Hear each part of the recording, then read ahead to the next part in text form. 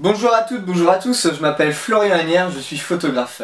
J'espère que vous allez bien et je vous souhaite à tous une bonne année. J'avais envie de faire une petite vidéo sur les bases de la photographie et comme c'est le début d'une nouvelle année, je vais pas me priver. Probablement que certains d'entre vous ont reçu un appareil photo pour Noël. Et c'est cool, vous allez pouvoir faire de belles photos et vous passer des pros. C'est génial. Mais avant de s'auto-proclamer professionnel de la photographie, il y a quelques petites bases à connaître et à comprendre. Faisons un petit tour du côté de l'exposition.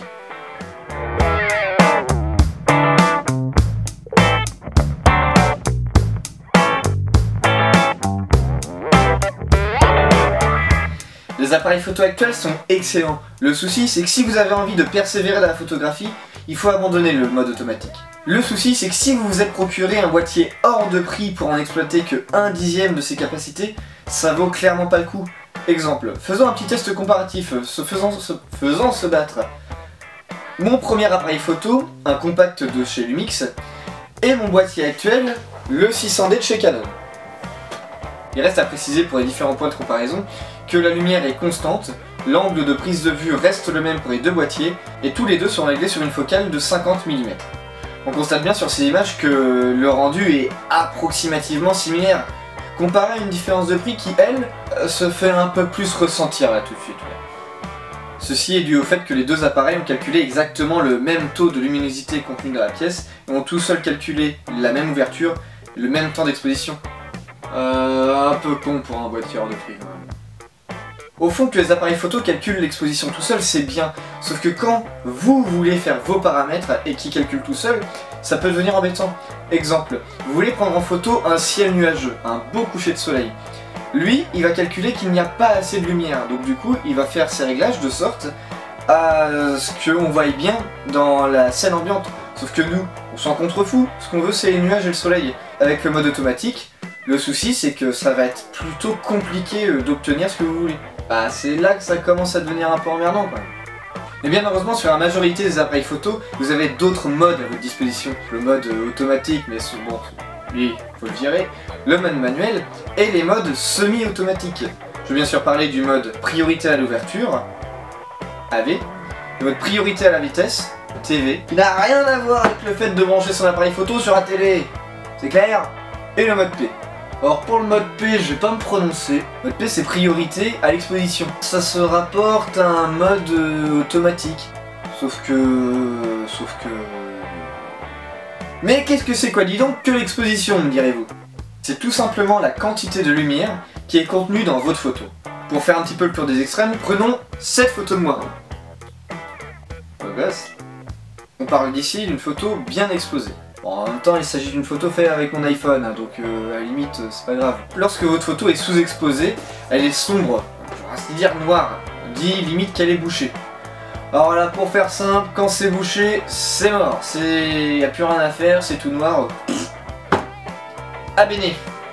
Lorsque c'est surexposé, c'est l'inverse. L'image est claire, voire trop claire, et certains pixels sont même cramés. Alors cramé, c'est exactement l'inverse que bouché.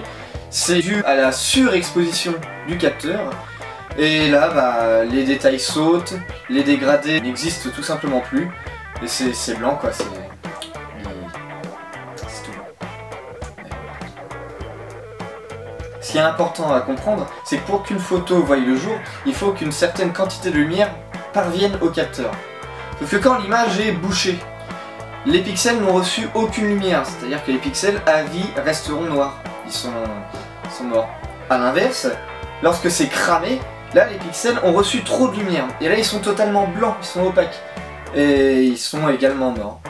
Et entre ces deux extrêmes, nous avons la sous-exposition, une bonne exposition, et la surexposition. Sur votre appareil photo, la plupart du temps, ça se traduit par ce symbole-là. Il peut être aussi vertical. Ça dépend des boîtiers.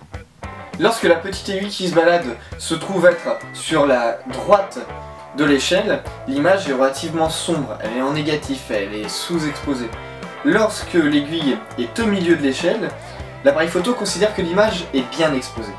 Et inversement, lorsque l'aiguille est dans le positif et sur la gauche de l'échelle, l'image est surexposée. C'est pour ça qu'il est très important de faire attention à la quantité de lumière que l'on a et attention à l'exposition que l'appareil photo nous propose. En effet, les bases du fonctionnement d'un appareil photo réside sur 3 principes: la vitesse d'obturation, le temps d'exposition et la sensibilité ISO. C'est cela qu'on nomme communément le triangle de l'exposition. Mais essayons de comprendre ensemble comment ce triangle peut fonctionner. Le diaphragme est un mécanisme à l'intérieur de l'objectif qui permet de quantifier la quantité de lumière qui pénètre dans l'appareil photo. Il détient également un rôle très important en ce qui concerne la profondeur de champ. On y reviendra plus tard. L'obturateur, lui, est un rideau à l'intérieur du boîtier qui va décider le temps que la lumière va venir se déposer sur le capteur. C'est ce qu'on appelle la vitesse d'obturation. Et la sensibilité ISO est un paramètre qui intervient sur le capteur. C'est l'échelle qui va déterminer le degré de sensibilité qu'a votre capteur. Pour bien comprendre comment tout ça peut marcher, prenons le merveilleux exemple qui est celui du robinet. En procédant par étapes, nous avons d'un côté le robinet et de l'autre côté les paramètres de l'appareil photo. Avec ce robinet, vous allez remplir un verre, donc faire une photo. L'eau qui contient ce verre et la lumière contenue dans votre photo, et le taux d'eau contenu dans le verre et l'exposition contenue dans votre photo. Oh, c'est pas très clair. Hein. Imaginez qu'avec ce robinet, le but du jeu, c'est de remplir un verre d'eau à ras-bord, sans qu'aucune goutte ne déborde. À l'inverse, sans qu'aucune goutte ne manque vers l'intérieur du verre. Le robinet, c'est le paramètre de l'appareil photo. Le verre, c'est votre photo. L'eau, c'est votre lumière. Et le taux d'eau qui est contenu dans le verre et l'exposition qui compose votre image. Si le verre est à moitié rempli, on considère que l'image est sous-exposée. Il n'y a pas assez d'eau dans le verre, il n'y a pas assez de lumière. Si le verre est rempli à ras-bord, on considère qu'il y a assez d'eau dans le verre et que l'exposition est impeccable, elle est à ras-bord. Si l'eau coule du verre, l'exposition était bien trop importante, il y a bien trop de lumière, et donc là c'est surexposé. Donc imaginez que plus je vais ouvrir ce robinet, plus il va y avoir de l'eau qui va se déverser. De l'autre côté, plus je vais ouvrir mon diaphragme, plus je vais laisser la lumière rentrer abondamment dans mon objectif. Imaginons que lorsque l'eau coule, le temps que l'eau va mettre pour remplir ce verre va être égal au temps de l'obturation. Plus l'eau va mettre lentement à monter dans le verre, plus le temps d'obturation sera lent. Plus à l'inverse, l'eau sera rapide pour arriver au bout, plus la vitesse d'obturation sera rapide. Et imaginons aussi que le débit contenu dans la tuyauterie est égal au paramètre ISO. Plus le débit sera lent, plus les ISO seront bas, et plus vous allez avoir un joli petit filet d'eau. Plus le débit sera important, plus les ISO seront montés, et plus le joli petit filet d'eau se transformera en bouche à incendie, il va y avoir de la flotte partout, des éclaboussures. Et ces éclaboussures en photographie se traduisent par du bruit numérique. Ça crée des petites taches. À mon goût, n'est pas des plus esthétiques. Pour refaire l'équivalence avec l'échelle graduée, prenons notre verre qui est rempli à ras-bord. Ça équivaut à ce que la petite flèche sur l'échelle soit au milieu. Si le verre est à moitié rempli, l'aiguille se trouvera sous-exposée. Vous avez compris l'idée. Donc dans la scène des deux premiers exemples, admettons que la lumière soit approximativement normale. C'est-à-dire il fait ni trop clair, ni trop sombre.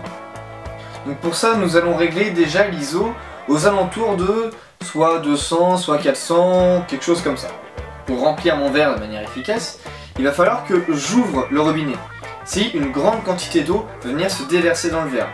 De l'autre côté, si je vais ouvrir le diaphragme, une grosse quantité de lumière va venir se déposer sur mon capteur. Après, ça va être à moi de fermer le robinet pour que l'eau ne soit pas trop peu présente dans le verre, ni trop présente, donc en sous-exposition, ou une surexposition.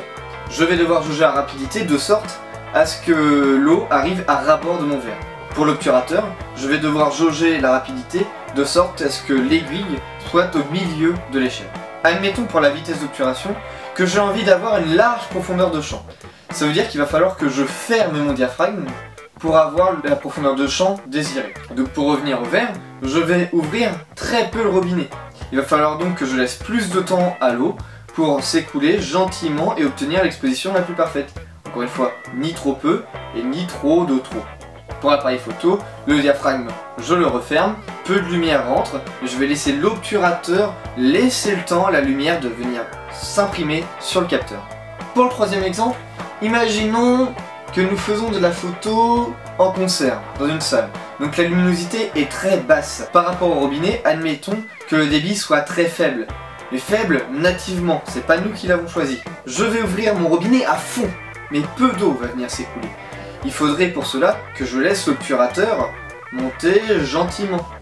Sauf que, admettons que le temps dont j'ai besoin, eh ben je ne l'ai pas. Faut que je sois bien plus rapide. Eh bien je vais compenser le manque en augmentant le débit dans la tuyauterie. Ce qui va avoir pour effet un débit largement plus fort, le verre va se remplir bien plus vite, et je vais retrouver des vitesses d'obturation normales.